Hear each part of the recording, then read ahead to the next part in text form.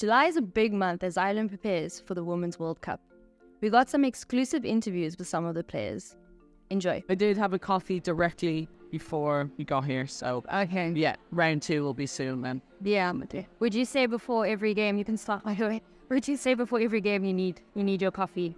Or is there a particular like food that you actually like to eat before? Oh yeah, no, the coffee is, that's, it's proven for performance and also just satisfaction on the tastes and just, loving it. But yeah, that's it.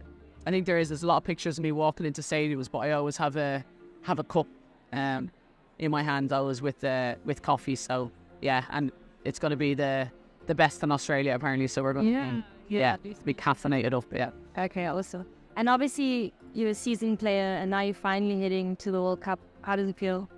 Yeah, it's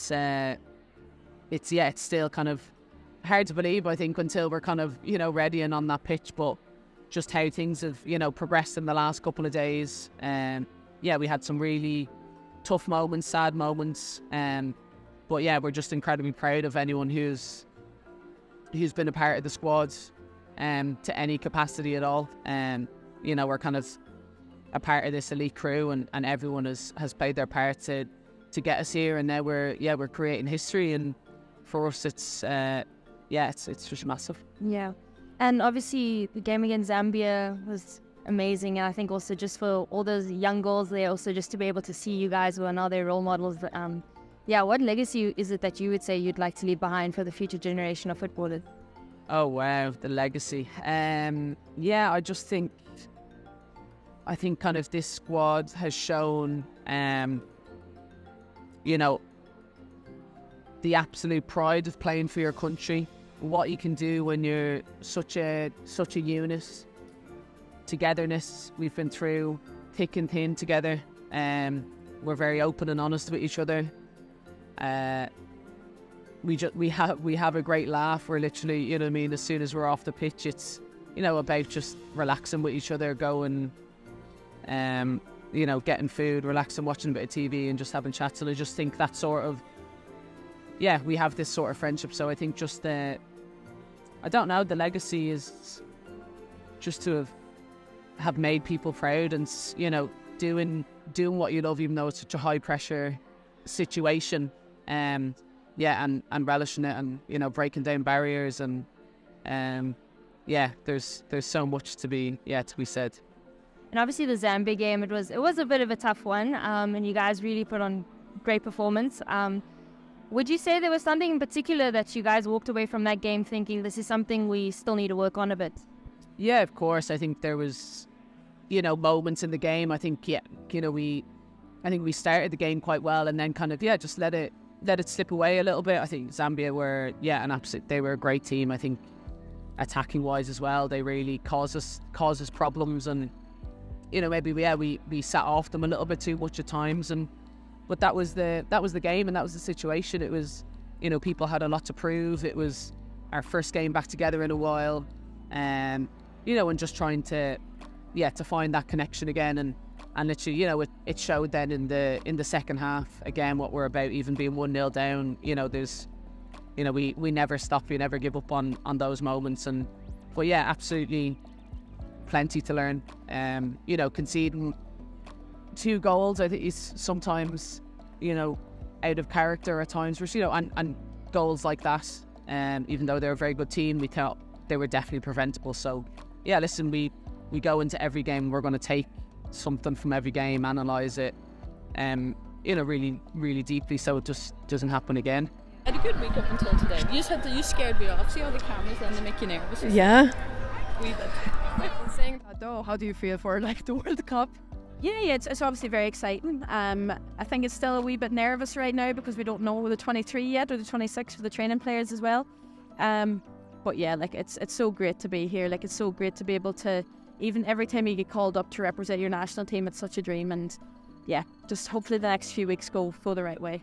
Considering that you scored the qualifier for you guys to actually get through to the World Cup, now that, not even the hype, dare I say, but it's been a good few months, how does it feel now? Mentally, where are you? Yeah, it's been good. Obviously that moment was, something I'll never forget. I do think it was difficult after it because, I think a lot of the media attention and, the request from people to do things, go to schools and everything. Like I'm a very chill person, and I think people who manage how Katie manages her schedule on a day-to-day basis, I have absolutely no idea because I couldn't manage mine. But yeah, it comes with a wee bit of pressure obviously then, and I had a difficult club experience the last few months, and yeah, at the end of the day the World Cup is the one thing we were thinking about, but I think mentally everybody's really ready to go, and me personally I feel a lot calmer being in here again. Like back on the pitch, back doing what you do best.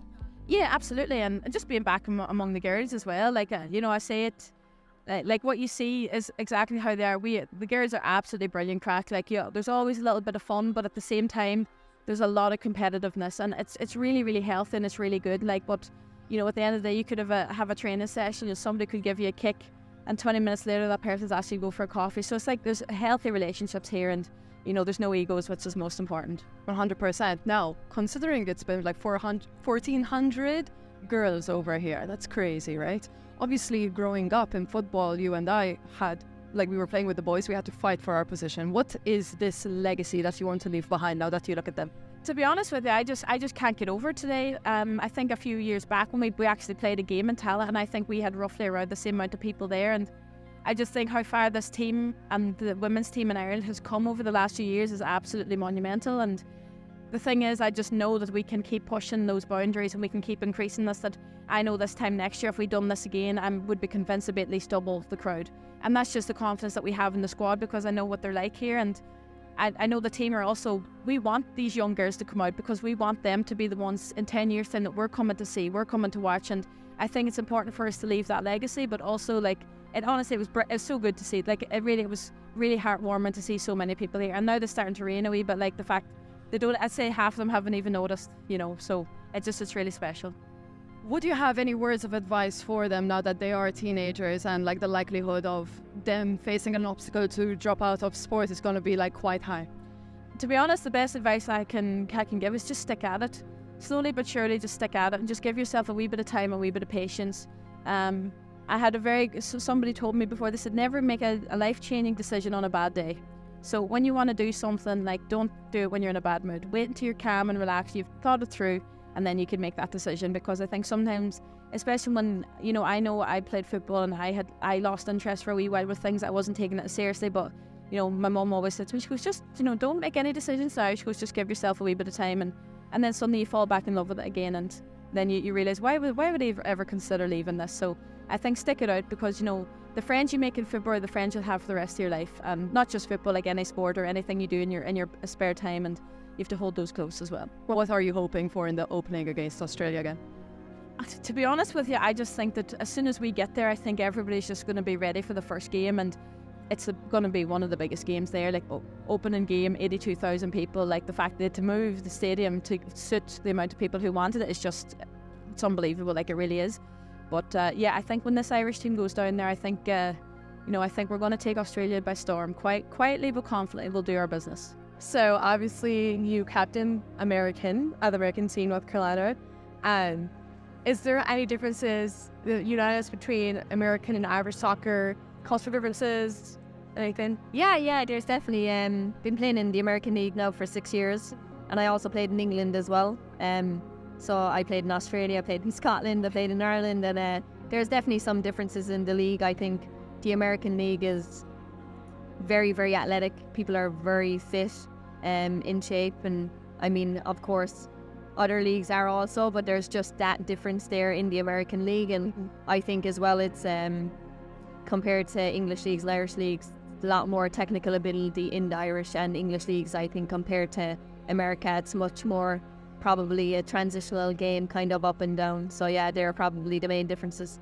Yeah, well, just I guess that helps coming over to Ireland, and then would you take that with you, those skills that you learned? And yeah, because obviously you're a very talented player, so okay, cool, it's good to know. Yeah, I mean, coming back here, I think I can bring those skills with me. Being in America, I think I got my fitness levels really up, and I worked on my physical shape as well, being in the gym with the team, and I can bring that back here and combine that with my technical ability. Yeah, very nice. Yeah. Okay, so another question. There's obviously a buzz around women's football. records seem to break with every match, basically. What does it mean to you now that the sport is slowly starting to get the attention it deserves? Yeah, it's unbelievable to see. I think the growth of the game the past few years has been absolutely phenomenal. Yeah. I think you could see the open training session last week in Ireland. I wasn't there, unfortunately, but 1,500 people came out to that, and that's a training session. Years ago, we would have had that at a game, and now you see the Zambia game tickets being sold out. The France game tickets are sold out. So it's really fantastic to see, and the growth of the game has really changed things, and it's really exciting. Yeah, I actually attended both of those events, and seeing those girls too, and those inner kids just look so. It was so cute. They were so excited, and they were like, "Oh my gosh!" And just, and I feel like you guys are just very kind to taking time to interact with them. Yeah, I mean, that's what it's all about. I think when I was a kid, when I was those young girls, I didn't really have many female role models to look up to, and now they have 23 in this room that they can look up to, and it's very important for them to see that and to believe, look at us and believe that they can wear the green shirt one day and they can go to a World Cup. So I think that's the most important thing to come out of this. Yeah, super inspiring too, for sure. Yeah. So Ireland's first game was against Australia, and you beaten them 2 years ago. Okay. How motivated are you to repeat this moment again?